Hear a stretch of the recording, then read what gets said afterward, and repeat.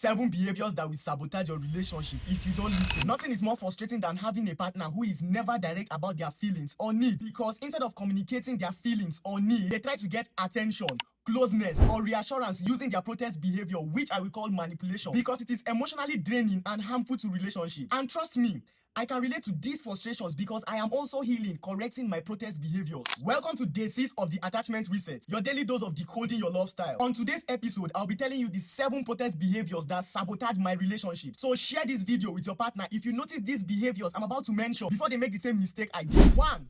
Threatening to leave. So in my past relationship, anytime my partner does something I don't like, or let's say we had an intense argument, I would always threaten to leave the relationship, not because I wanted to leave, but because I wanted her to fight for our love. Now, what I didn't realize was that each threat I made, my partner felt unsafe. I did not understand the feeling at first until I got the same energy from a different partner. It makes you feel like love is temporary, which will eventually sabotage the relationship.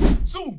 Keeping score. In my previous relationships, I always remember everything. Who texted good morning first? Who apologized last if she did not text back fast enough or forgot something we discussed? In my mind, I was like, if they did not show up for me, then I'll make sure not to show up next time either. Just like a do me, I do you thing. It made me feel powerful at the moment, but in reality, I was keeping love a hostage to my ego, turning my relationship to a competition where nobody will win, and the relationship dies slowly. 3.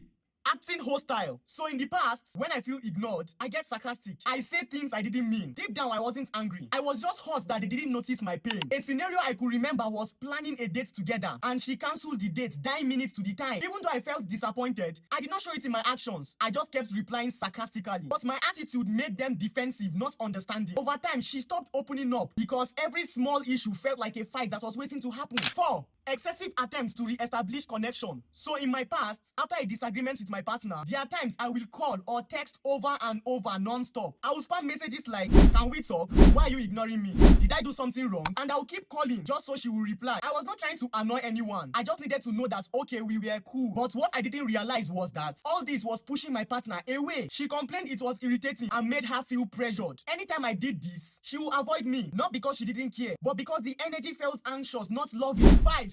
Withdrawing. So in the past, if my partner says something that hurts me, instead of expressing how I felt, I'll go quiet, stop replying to her text, act fine, and sometimes create a distance, hoping they will notice my silence. But she really did. She just thought I stopped caring, and my silence built a wall that love couldn't conquer. 6. Acting busy or ignoring calls. In the past, anytime I crave attention, for example, my partner was online and didn't reply fast enough, I would decide to ghost them by not answering their calls or texts. I used to even post on my status like I'm living my best life without them, just so I could keep them wondering. What I didn't realize was that it taught the both of us to play games with each other's attention instead of being honest about missing each other's presence or attention. And soon, the both of us stopped trusting each other's intentions, sabotaging the relationship. 7. Making them feel jealous. In the past, I tried to make my partner jealous anytime I felt unwanted, or post pictures on my story just so I could get their attention. I wanted them to feel what I felt. Unwanted. But that type of attention never brought peace. Jealousy might get attention. It also plants seed of resentment and insecurity. What you have to understand is, every one of these behaviors come from fear, not hate. Fear of being abandoned, ignored, unloved, unseen. But these behaviors push away that very closeness you crave for. Healing starts when you stop reacting to fear and expressing your needs clearly. When I started communicating my needs calmly, not through control but through honesty, I stopped losing the people I cared about. Real love doesn't respond to panic. It responds to peace. Welcome to the Life Lab. See you on the next one.